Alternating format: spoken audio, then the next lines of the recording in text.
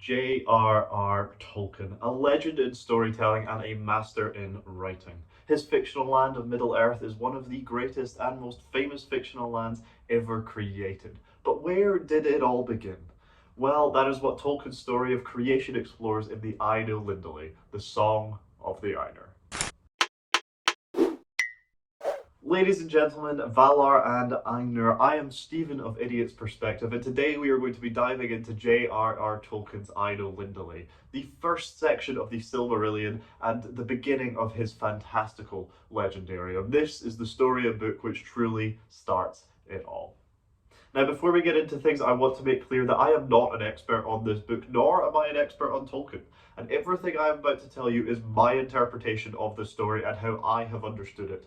I am not using this channel as a platform for teaching. It is purely a way for me to get my opinions and my ramblings out into the internet. With that out of the way, let's open with a summary of the tale. The Ainulindalë opens with Eru Ilúvatar, the One, the god of Tolkien's world, thinking into being the Ainur, the Holy Ones, or the angels of Tolkien's world. Now, the Ainur are beings of Ilúvatar's mind, created through the flame Imperishable, which we will come back to later. It is surprisingly important in the chronology. But after Ilúvatar creates the Ainur, he shows to them the wonder of music for them to sing. And then gathering all of the Ainur together, he declared to them a mighty theme, unfolding to them things greater and more wonderful than he had yet revealed. After revealing this to them, he compelled them to sing this great theme together to create a great music, into which they were to weave their own thoughts and devices, sort of decorating the main theme he had created. And it was beautiful, and it was perfect. However, as always, this perfection was not to last. There was one of the Ainur, Melkor, he who arises in might, to whom of all the Ainur the greatest gifts of power and knowledge had been given. He desired to find the flame Imperishable, to create life for himself, to grow his power beyond what he already had. Yet he found not the fire, for it is with Ilúvatar. And so into his music he wove these desires and darkened thoughts, creating discord amongst the main great music. And there were even other Ainur who joined him in this discord, causing the discord to grow to such a clash of sound that Ilúvatar himself had to step in. And so Ilúvatar, raising his left hand, created a second theme, similar to that of the first, within the already crazy noise. The discord of Melkor, however, saw this as a challenge and grew to contend with it, so Ilúvatar raised his hand a second time, this time his right hand, and created a third theme within the chaos, this time very different from the first two. And so these themes rang on, each fighting the other for the mastery, until Ilúvatar arose for a third time, and his face was terrible to behold. Then he raised up both his hands, and in one chord, the music ceased. Ilúvatar then speaks, shaming Melkor, before leading all of the Ainur from his halls into the void, where he showed to them a vision of a world, young and new. And before them was essentially the physical embodiment of the great music that they had just sang. And through this they were shown much of the history of the world, yet Ilúvatar did not reveal everything. Now within this vision the Ainur saw something which none of them had designed, something which had come wholly and purely from the mind of Ilúvatar. They saw the children of Ilúvatar, that is, the races of elves and men. Now, after seeing the splendor of this world, as well as the children of Ilúvatar, many of the Ainur desired to go to that place that Ilúvatar had prepared. And amongst these was Melkor, who, unlike the other Ainur, he wished to rule the land and to have dominion over elves and men. We are also introduced here to three other Ainur who were amongst those who longed for this new world. We are introduced first to Ulmo, who we are told was instructed most by the Ilúvatar in the music, and turned his thought to the waters of the world more than all else. We are also introduced to Manwë, the noblest of the Ainur, who thought most over the winds and airs. And lastly, we are introduced to Aule, who is second in knowledge and skill only to Melkor. It is to that which the earth is made of that his thought went, and the art of crafting and sculpting he loved. After a quick pep talk to Ulmo, affirming him that despite Melkor's damage, the world was still alive and well, Ilúvatar hid the vision from the Ainur, hiding much of its final years from their sight. He then, seeing the desires of the Ainur, sent the flame imperishable into the void and created the world from the vision around it, so that the flame burned within its centre. He then gave the Ainur a choice, either to stay with him in the timeless halls, or to descend into the world but be forever bound by it. And so many of the greatest Ainur descended into the world, including all four of the Ainur we have already mentioned: Melkor, Ulmo, Manwë, and Awe. The Ainur that descended into the world became known as the Valar, the powers of the world. Now, the Valar had descended into the world at the beginning of time and quickly realized that it was their task to shape it and mold it into the beautiful kingdom they had seen in the vision, and to prepare it for the coming of the children of Ilúvatar. Melkor, however, still desired to rule over this kingdom, which would become known as Arda, and so the first War of Arda ensued. Anytime the Valar tried to shape Arda to their design, Melkor undid it, and so the world went through a period of great and constant change as it slowly but surely settled into its final shape. And thus was the habitation of the children of Ilúvatar established at last in the deeps of time amidst the innumerable stars. That is the Ainulindalë, or at least a summary of it. It's not the exact tale, of course. If I were to do it word for word, this would be a much longer video. Now we're going to go on to my thoughts and opinions on the story, and I want to start with a couple characters that really stood out to me within this story as I was reading it. The first character I want to have a look at is kind of a character, not really a character at all. It's the flame imperishable. It is also known as the secret fire. Now, the secret fire is Tolkien's device through which all life is created. Without the secret fire, nothing can have life and nothing can have free will. It is through the secret fire that the entirety of existence breathes. It is analogous to the Holy Spirit from Christian theology, the third of the Holy Trinity, which together are God. It is analogous in the sense that it is described as a burning flame that connects those blessed by it to their God and Creator. And it is through this secret fire that the Ainur were given life by Eru Ilúvatar. The flame is given no other introduction outside of this, but it is later said to be with Ilúvatar. Now, whether this implies that it is a part of him or simply resides with him is unclear, but the fact that Melkor is searching for the flame and that the flame is not visible when it is with Ilúvatar, to me suggests that it does reside within him. It is definitely a separate entity within itself, though, because Ilúvatar sends it out into the void to burn in the center of the world. So if it indeed is the case that the flame was within Ilúvatar before it was sent into the void, then it really would be a part of his being, but also be a separate entity, really solidifying that connection to the Christian Holy Spirit and the Holy Trinity. Now, the fact that the flame is given such a small introduction and so little is said about it is what makes it so interesting to me. It is the fundamental force behind all the life in Tolkien's entire creation, and so little is said about it. I really like this. It leaves so much up to the reader's interpretation. It allows them to decide and to decipher what the flame imperishable really is. And I like that this is done with such a fundamental yet unknown force. It's something that we don't understand in our own world, so why should we understand it in Tolkien's world? Now we're really getting into the meat and bones of the characters. Melkor. Melkor's introduction is very simple, and it lays out his character from the very first sentence that he was brought into the story. As the theme progressed, it came into the heart of Melkor to interweave matters of his own imagining that were not in accord with the theme of Ilúvatar. This immediately sets him apart from the rest of the Ainur and even creates a divide between Melkor and Ilúvatar from his introduction, making clear his antagonistic presence from the outset. This is then solidified with the reasoning for the change in his heart. For he, Melkor, sought therein to increase the power and glory of the part assigned to himself. He desired the power to, like Ilúvatar, create life, so he went in search of the flame imperishable, spending long in the void, brooding over his thoughts and desire for more. He was of course unsuccessful due to the flame being with Ilúvatar, as we have previously mentioned multiple times now. But if he did succeed, I imagine the story would have been very different.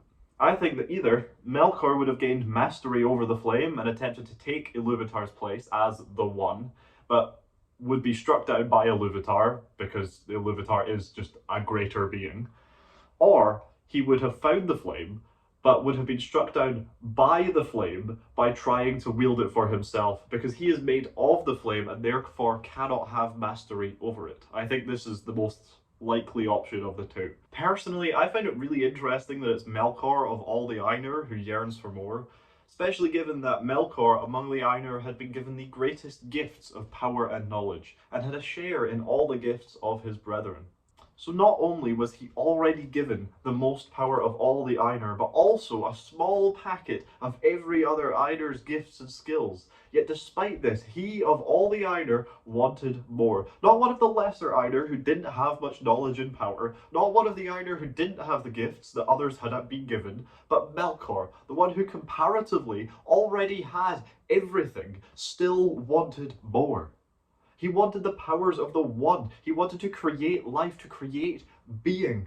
If he had less, then it is likely that he would not actually have this desire. It is because he has everything. It is because he is the greatest of the Ainur that he wants more. He may even feel like he deserves it, that it is his right to be a lord over the Ainur, being the mightiest among them. What is interesting is that Melkor did not want to just create life for the sake of creating life. Tolkien tells us that it seemed to him, Melkor, that Iluvatar took no thought for the void, that he was impatient of its emptiness. This suggests that at first Melkor's thoughts were not ones of malice, but instead of arrogance.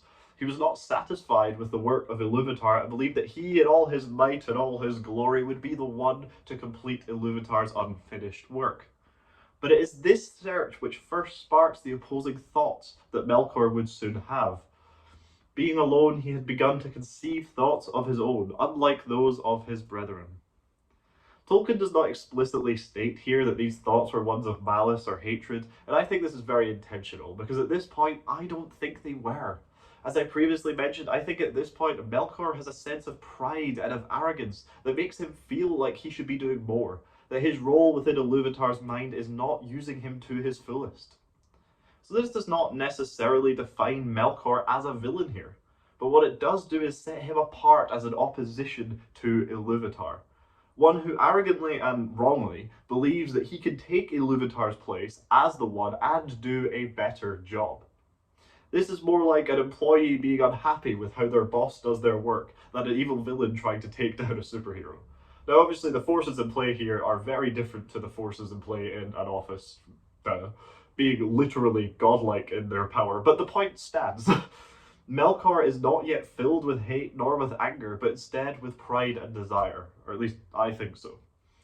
I do want to make clear here that I'm not stating that Melkor's thoughts were not dark and twisted. His full intent with the rising discord amongst the great theme was to drown the other music by the violence of his voice. He wished to silence the voices of Iluvatar's song with force, and show that he, Melkor, had the mastery over even Eru the One. All I'm saying is that his will was not driven by hate, but by haughtiness and overconfidence in his own might. In my opinion, the hate didn't enter Melkor's heart until the point that Iluvatar brings the great music to a close and shames him. And thou, Melkor, shalt see that no theme may be played that hath not its uttermost source in me, nor can any alter the music in my despite. Melkor was filled with shame, of which came secret anger. Iluvatar has just proved to Melkor his mastery by bringing all of the music, all of the themes, even Melkor's theme, to a close with the mere action of raising his hands. Iluvatar even acknowledges that Melkor is the most powerful of the Ainur, saying, "Mighty are the Ainur, the mightiest among them is Melkor." And yet he makes clear that even the mightiest of the Ainur cannot hold a candle to his power. Iluvatar also reminds Melkor here that it is from Iluvatar that he was given being, and so it is through Iluvatar that even the most discordant of themes come. Iluvatar continues, "For he that attempteth this shall prove but mine instrument in the devising of things more wonderful, which he himself hath not imagined." Really sticking it to Melkor that through all his efforts, nothing he can do will not be used for Iluvatar's purpose. It is this shaming which not only puts Melkor in his place, but creates a secret anger within him towards Iluvatar, and undoubtedly the other Ainur too. It is from this point on that Melkor turns his attention away from mastery over Eru, but to lord over that which he knows he trounces in his power. That being Arda, the world. Now, obviously, he hasn't been shown Arda at this point, but he is about to be, and I think that sort of secret anger develops into that shift away from Eru and towards the world. We are told that after seeing the vision of the world, Melkor was chief of those who desired to go into it, and that unlike the other Ainur, he desired rather to subdue to his will both elves and men, envying the gifts with which Iluvatar promised to endow them. And he wished himself to have subject and servants, and to be called Lord, and to have a master over other wills. His envy over the gifts that Iluvatar would give to his children was too great for him to ignore, and so his envy turned to anger, and then to hatred towards those whom Iluvatar loved. And it is from here that Melkor's role as an antagonist and villain is truly cemented within the story. Upon his descent into the earth, Melkor claimed it as his own, proclaiming, "This shall be my own kingdom, and I name it unto myself." Now, he follows a much more traditional role, trying to shape the earth into an image of his own mind and thoughts, which at this point had become malicious and evil beyond a doubt. This is confirmed when he takes to himself a visible form. He also took visible form, but because of his mood and the malice that burned in him, that form was dark and terrible. It is really interesting to me to see the making of Melkor and how thoughts which on their own aren't inherently evil can slowly influence and stir the mind in such a way to warp it into something so dark and terrible, fueled by malice. Melkor is unmistakably evil, but the point I've been trying to get across is that he didn't have to be. He became this way through his own actions and his misguided belief that he deserved more. I hate all of the pseudo-villains that have become increasingly popular over the last wee while, who aren't really evil but just misunderstood.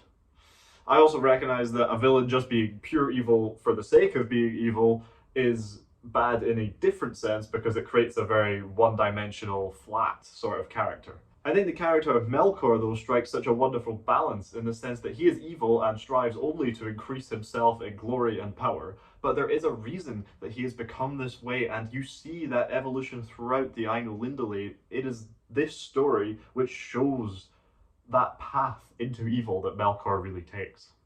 He could even be sympathized with here. The way that he was shamed by Iluvatar is something I'm sure most of us can relate to, and can understand where his anger came from through that. I mean, imagine being in a room with all your friends and the teacher goes, "Oh yeah, you specifically have messed up. You specifically have done wrong." I can understand being shamed by that and being angry at the teacher for that too. I get it. There is almost a level of sympathy for him here.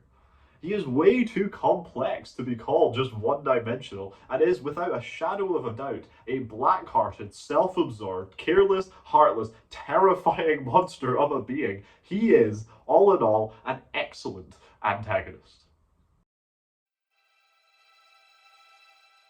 Now I think it's time to move on to the main bulk of the passage, the themes, the music that underlies this entire story. And let's begin with Melkor's theme, the standout in the middle of this. Now, Melkor's theme is a very simple concept. It is his own music created with the intent to overcome and created by his thoughts of overcoming. As he weaves his thoughts into his music, as Tolkien puts it, we see that his music does more than simply combat the original theme. Tolkien states that many that sang nigh him grew despondent, and their thought was disturbed and their music faltered.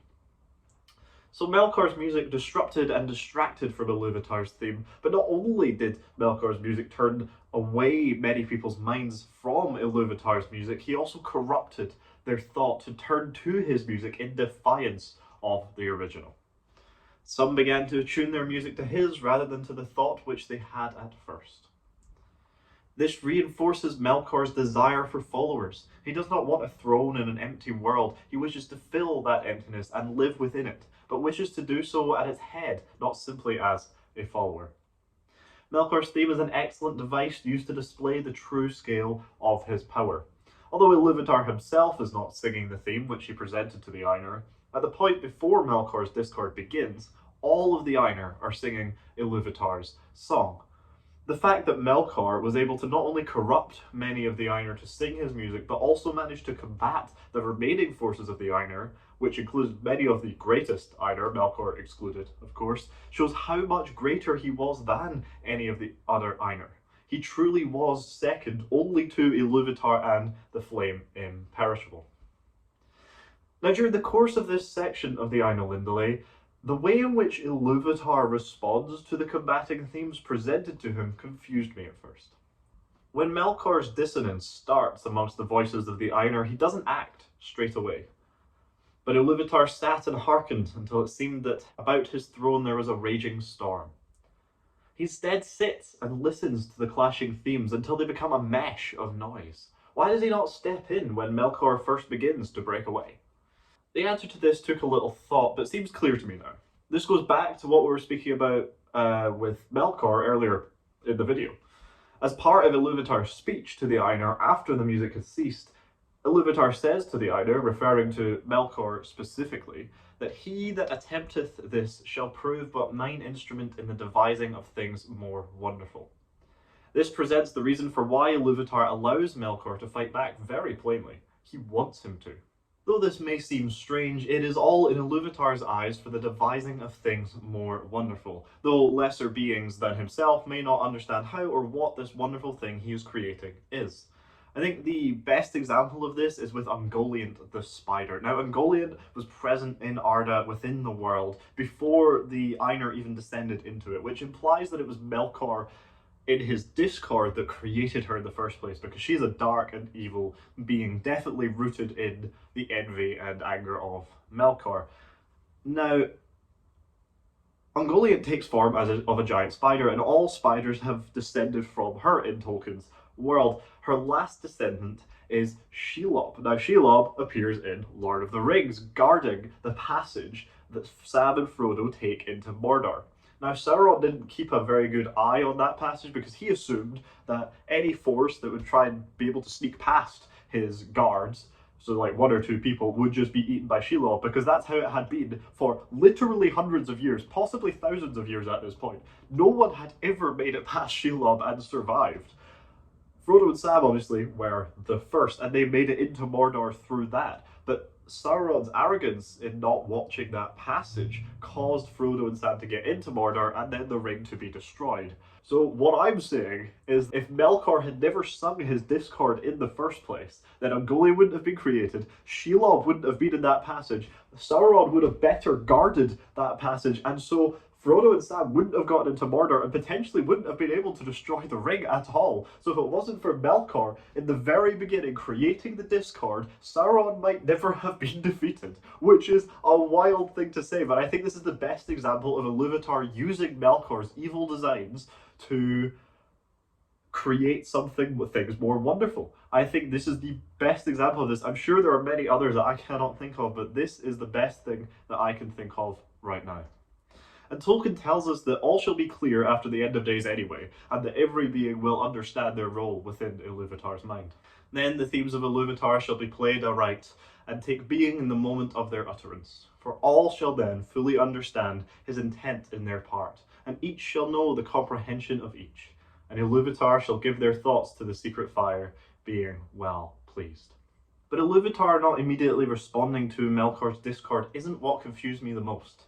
You see, each time Iluvatar arises during the playing of these themes, his facial expression changes. When he first arises, the Ainur perceived that he smiled. When he arises the second time, the Ainur perceived that his countenance was stern. And the third and final time he arises, his face was terrible to behold.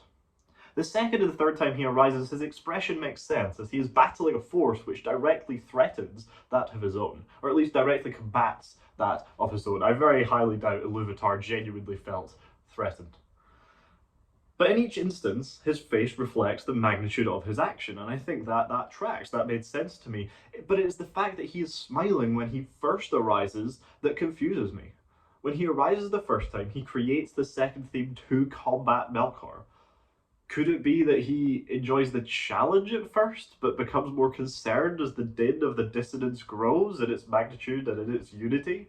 I find this very unlikely, as throughout the rest of the Ainulindalë, Ilúvatar is presented as the greater being by a long shot. As we've previously discussed, Melkor doesn't hold a candle to Ilúvatar's power, so it seems unlikely that he would, one, not be aware of the way in which Melkor would strike back, and two, be concerned about the might of Melkor compared to the might of his own being. So why does he smile? Well, I believe the answer to this question is not actually in how Ilúvatar himself is feeling or how he perceives that the world around him is, but is instead about how the Ainur perceive Ilúvatar. In all counts, when he arises, Tolkien states how the Ainur observe his face, or how his face is terrible to behold. He goes out of his way to talk about Ilúvatar's face or countenance from the perspective of the Ainur. I personally think this is intentional. It is said multiple times within the book that Ilúvatar reveals much to the Ainur through his music, so why not also through his countenance? When Ilúvatar shows the Ainur the vision of the world, he says, "Behold your music," making clear that this vision is the physical representation of the music created. And so I believe that the three themes throughout the music, along with Ilúvatar's perceived reaction to them, are meant to represent three stages or phases of that physical world, shown to the Ainur within the vision. The question then naturally follows, what are the three stages of the world that those themes are meant to represent, if they're meant to represent anything at all? This is fairly unclear, but I do have a couple of thoughts. The most obvious answer is that each of the three themes are meant to represent the three main ages of Tolkien's world, which split up the major events throughout its history. The Silmarillion covering the first age, the Akallabeth covering the second, and the Hobbit and Lord of the Rings covering the major events of the third. The main support for this is that the second theme is described as like and yet unlike to the former theme, in the same way that the second age is like that of the first age in its magic and its grandeur, but unlike it in the sense that the race of men are much more prevalent and have a larger role in the way the world is shaped.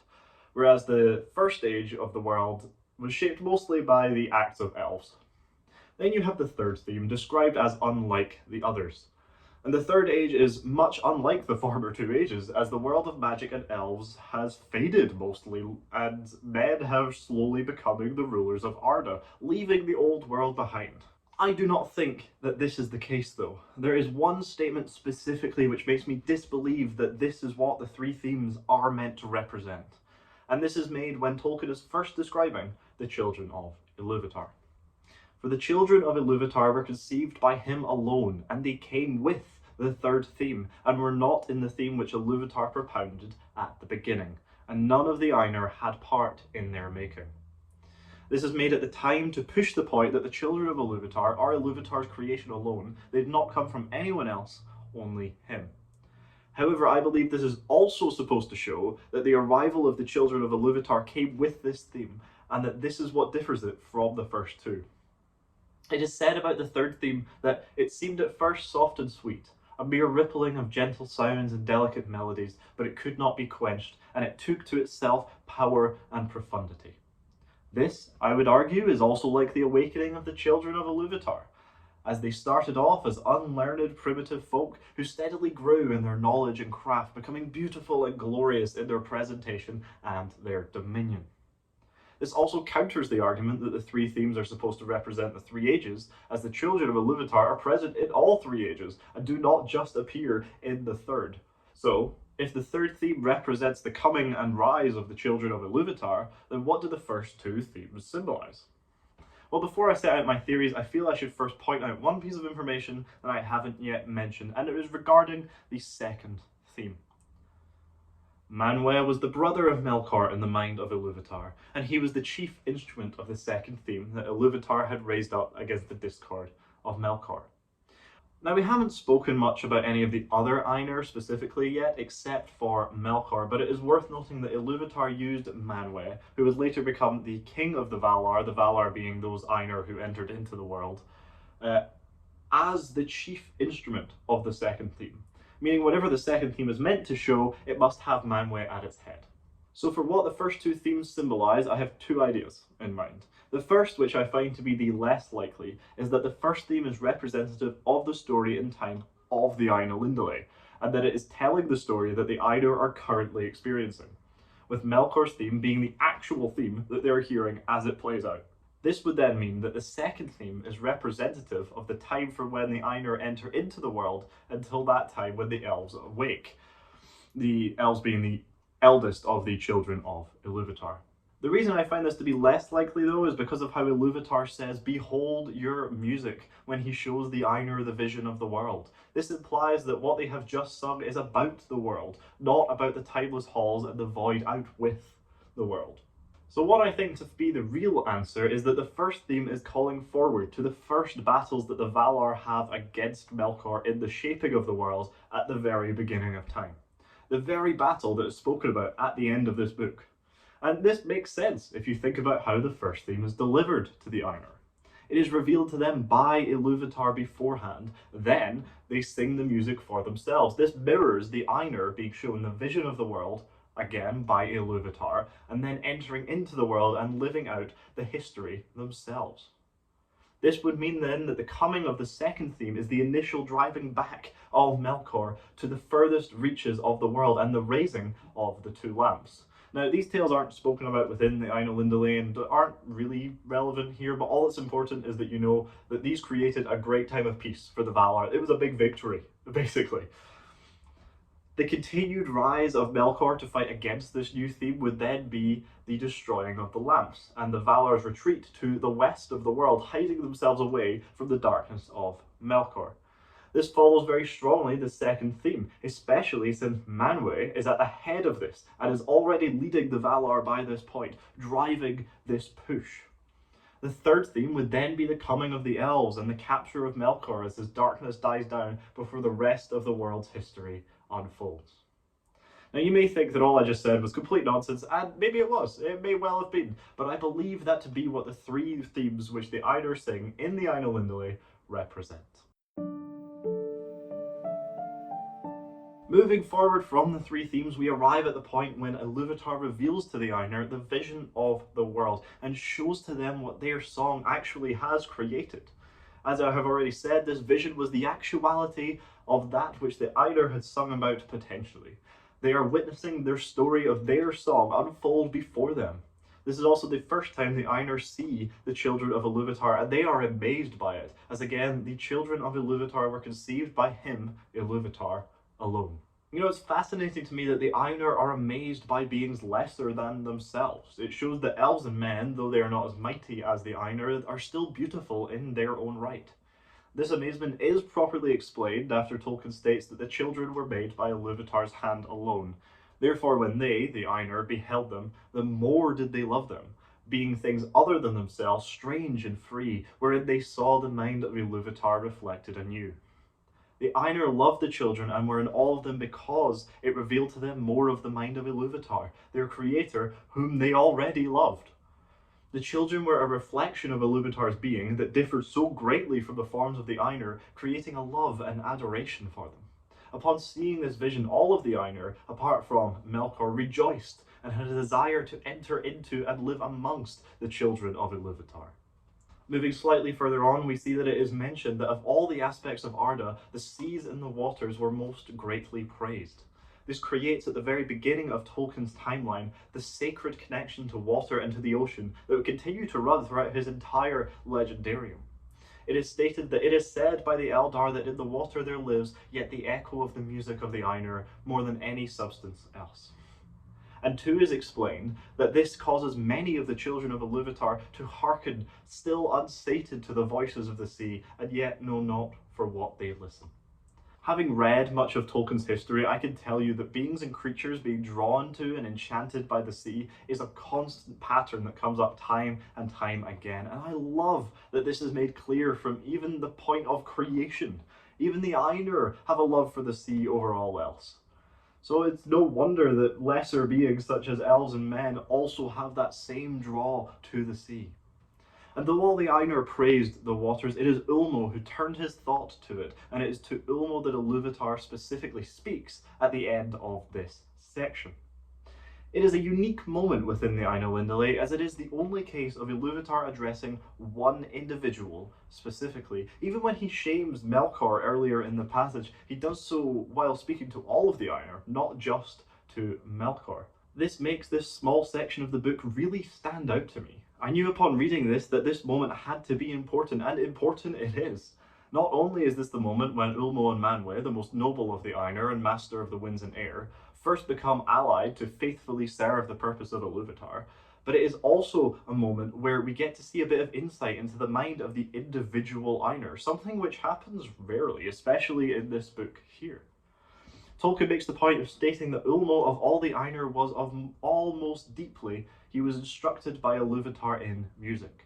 This creates the distinction straight away that he is the most connected to the music and will understand the influence that one could have on it. This then explains why it is to Ulmo that Ilúvatar now speaks. When Ilúvatar speaks to Ulmo, he reassures him that even though Melkor hath made war upon thy province, that the waters are still unharmed, despite his attacks, and the waters still have beauty, glory, and reverence in the world. It is Ulmo of all the Ainur who would be most understanding of the effect that Melkor's discord would have had upon this vision, and so he, naturally, would be the most concerned about the state of the world due to it, especially that of which his thought was most turned, the waters.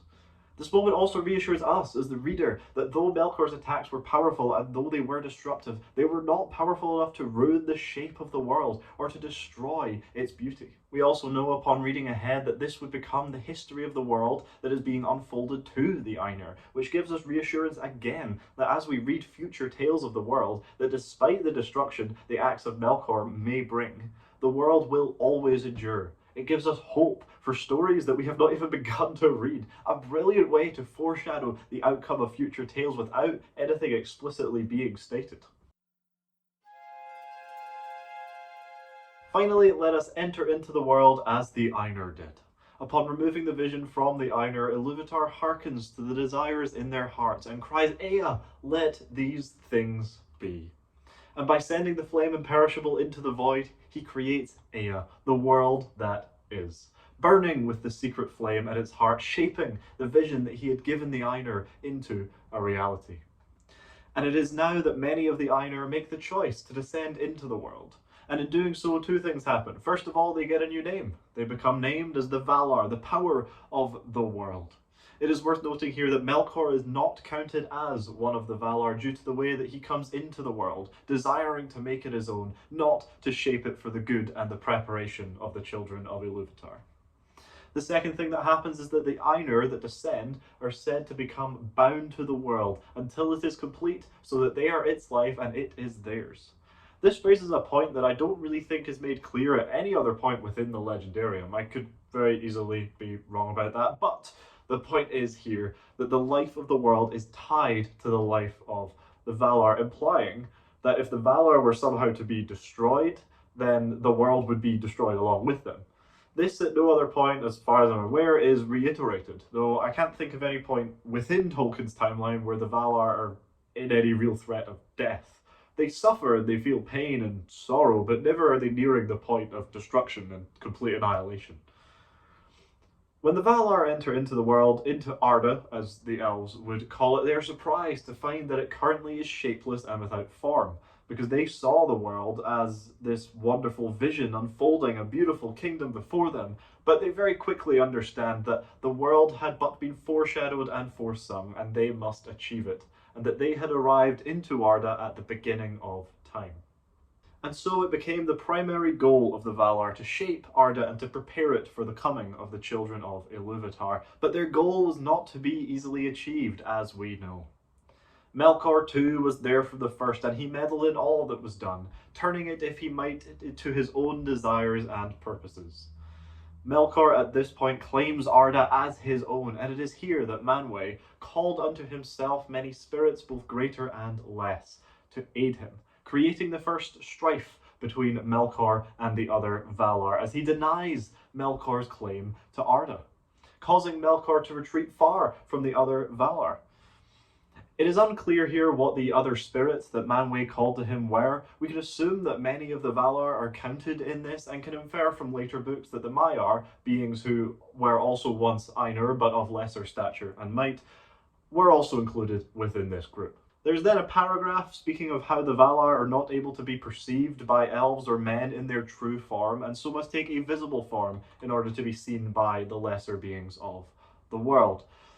The quote, "They need it not, save only as we use raiment," I think sums this paragraph up fairly well. Their visible form is not something which they require, it is purely an outfit of sorts so that they can be perceived by those made within Arda and within the world. We then come to the final section, a brief description of the first battle of the Valar with Melkor for the dominion of Arda, which is a unique battle in the way that it is not fought by weapons or armies, but through the shaping of the world itself. This is a battle of creativity and endurance, to see who can outlast the other in their labours, whose purpose and will would eventually come out on top. Eventually, through much struggle and toil from both sides, it is said that the earth was fashioned and made firm. One important aspect that I should not skip over here is the impact that Melkor had already had upon the world. In reference to the work of the Valar, Tolkien says, "Nowhere and in no work was their will and purpose wholly fulfilled, and in all things were in hue and shape other than the Valar had first intended." Melkor's fight against the Valar had stopped them from shaping the world in the way in which they intended, and had reshaped the way that the world would be forever. From the very get-go, Melkor had already made his mark upon the world. Arda had already been tainted by its malice. It could not be a perfect and pure creation rid of all darkness and evil. It's one of these points that someone brings up to you and makes you question what the point of any future struggles are. If Melkor had, from the very beginning, tainted the very structure of the world, had he already won? Well, Melkor sought not just to mar the world, not just to mark it with his darkness, but to bend it wholly to its will, to reign over all its peoples and twist them into servants of his desire. All the wars, all the sorrows, all the long struggles that shape Arda are bound up with this. The resistance against such dominion, the striving for joy, for freedom, for light. Yet evil is never wholly absent from the world, and the fight against it is unending. A fight that keeps the darkness at bay even as it presses in. So whether Melkor's purpose was achieved from the beginning, or whether he is doomed to fall despite all of his malice, may not be for us to say. What endures is the struggle itself, and in that struggle lies the hope of the world. And with that, we come to the end of Tolkien's Ainulindalë, the Song of the Ainur, his majestic story of creation. Subscribe and leave a like if you enjoyed, and make sure to tell me everywhere that I went wrong down in the comments below. I would love to hear it. This has been me, Stephen, giving you my idiot's perspective on the Ainulindalë. Good night.